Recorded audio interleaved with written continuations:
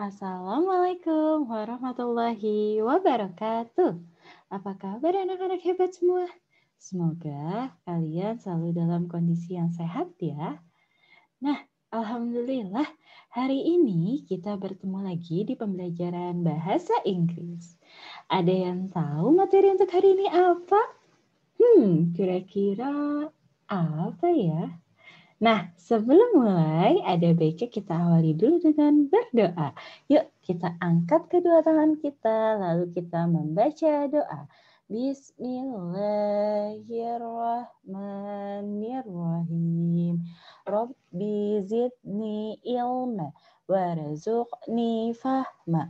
Ya Allah, tambahkanlah ilmuku dan beri aku pemahaman yang baik. Amin. Sudah siap untuk belajar hari ini anak-anak hebat semua? Mari kita mulai.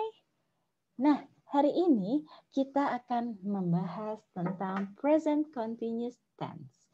Part 2. Nah, apa sih yang dibahas di part 2 ini? Oke, kalau kalian ingat, minggu lalu Ibu menjelaskan bahwa bentuk dari present continuous tense bisa dibuat menjadi 3 pola. Pola yang pertama adalah pola positif, pola yang kedua adalah negatif, pola yang ketiga adalah pola interrogatif atau pola kalimat tanya. Di pekan lalu, kita sudah membahas tentang pola positif dan pola negatif. Sekarang, Ibu akan membahas tentang pola interrogatif. Oke, nah di pola interrogatif ini ada apa aja sih? Pola interrogatif di sini dibagi menjadi 2. Yang pertama ada yang diawali dengan to be dan yang kedua ada yang diawali dengan kata what. Oke, terus gimana nih perbedaannya? Yang pertama, interrogative sentence atau kalimat pertanyaan pada present continuous tense yang diawali dengan kata to be digunakan untuk bertanya apakah sedang melakukan sesuatu. Jadi, bila diawali dengan to be artinya apakah. Nah, dalam pola kalimat ini ada 2 jawabannya. Ada apa saja? Nanti kita bahas. Oke, sekarang kita lanjut dulu. Bagaimana sih polanya? Pattern start with to be. Pertama, jelas ada to be. Ada am, are, dan is. Dan diikuti dengan subject, lalu verb in, object, dan diakhiri dengan question mark. Kenapa harus diakhiri dengan tanda tanya? Karena polanya adalah pola pertanyaan. Oke, nah untuk to be dan subject Ibu tidak akan bahas lagi. Kenapa? Karena Ibu sudah beberapa kali menjelaskan tentang to be dan subject. Termasuk di pertemuan pekan lalu Ibu sudah menjelaskan to be dan subject yang sesuai untuk digunakan. Sekarang kita lanjut. How to answer, bagaimana cara menjawabnya? Untuk pertanyaan yang diawali dengan to be, ada 2 jawabannya. Yang pertama ada yes. Kalau yes, hanya diikuti subjek dan to be.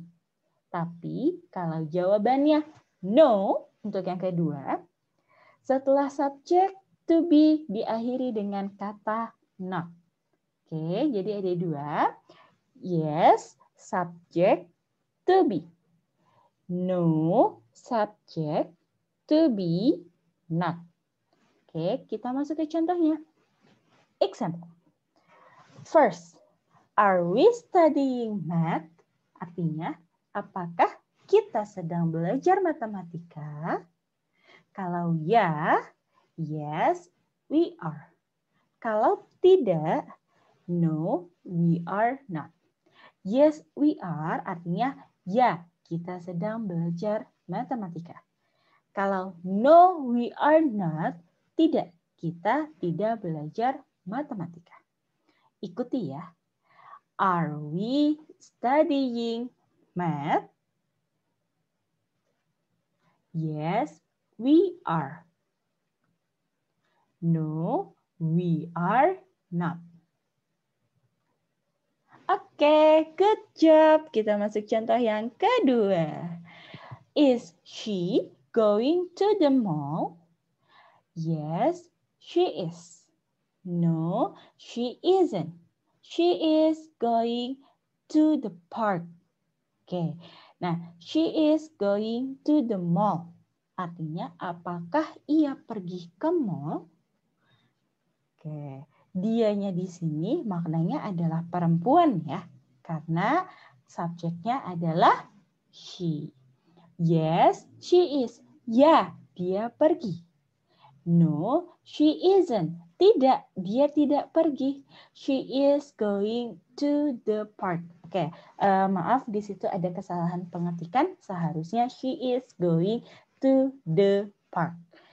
Dia perempuan pergi ke taman. Oke, coba diikuti ya. Is she going to the mall?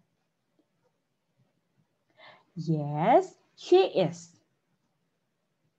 No, she isn't. She is going to the park.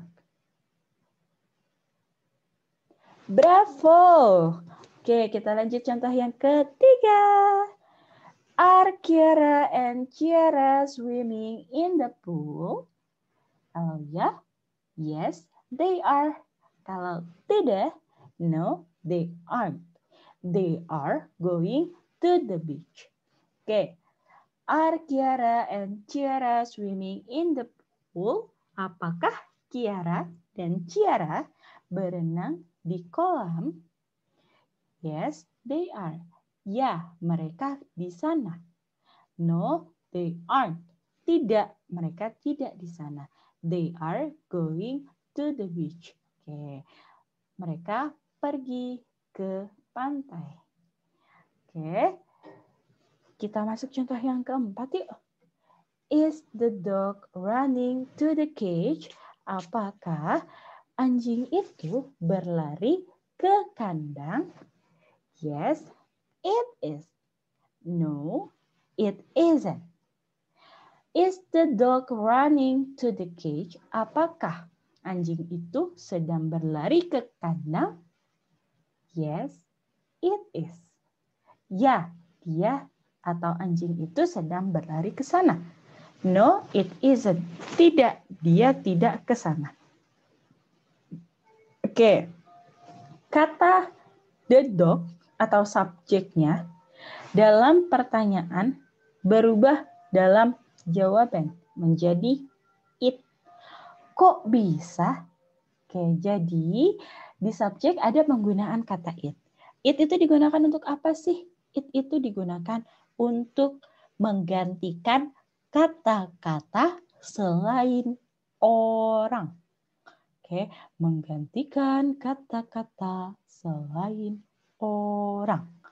Karena dog adalah hewan, maka kita ganti subjeknya menjadi it.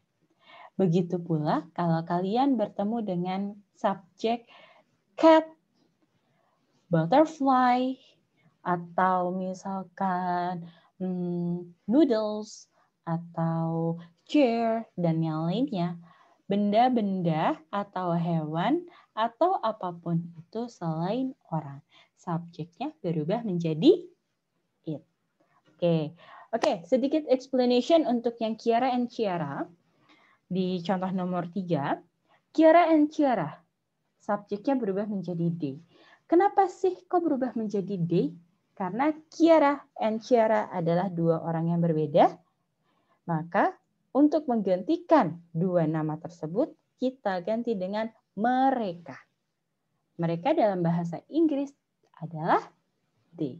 Jadi kalau ada dua atau lebih nama tanpa ada kita menjadi they. Oke, kita lanjut ya. Selanjutnya, interrogative sentence atau kalimat pertanyaan pada present continuous tense yang diawali dengan kata what, digunakan untuk bertanya sedang melakukan apa sih pada saat itu? Pada saat kita bertanya kepada seseorang. Dalam pola kalimat ini, jawabannya itu sesuai dengan apa yang sedang dilakukan. Oke, kalau tadi pola dengan to be, jawabannya adalah yes or no.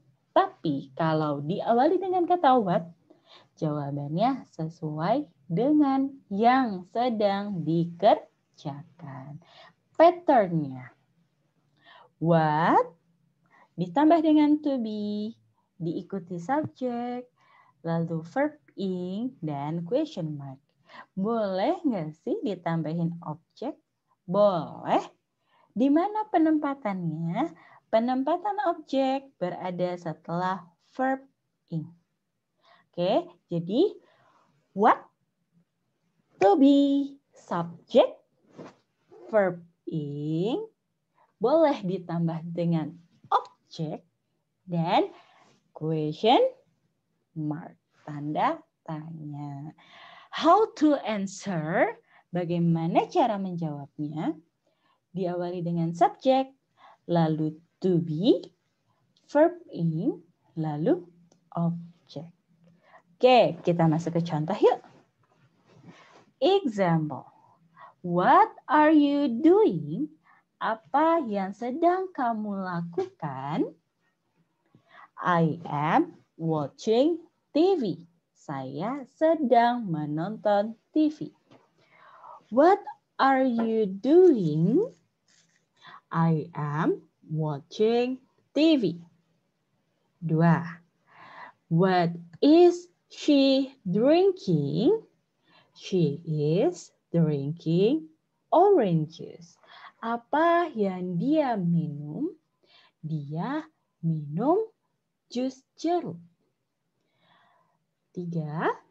What are Andra and Rifki playing? They are playing football. Kita contoh keempat dulu ya. What is Nina eating? She is eating fried rice. Oke, nah kita bahas satu persatu dari pola yang pertama sampai dengan pola yang keempat. Contoh yang pertama sampai dengan contoh yang keempat. Contoh yang pertama, what are you doing?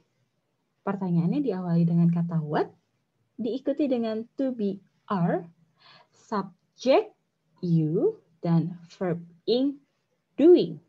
Apa yang sedang kamu lakukan? Jawabannya, I am watching TV. I adalah, iya betul, I-nya adalah subjek.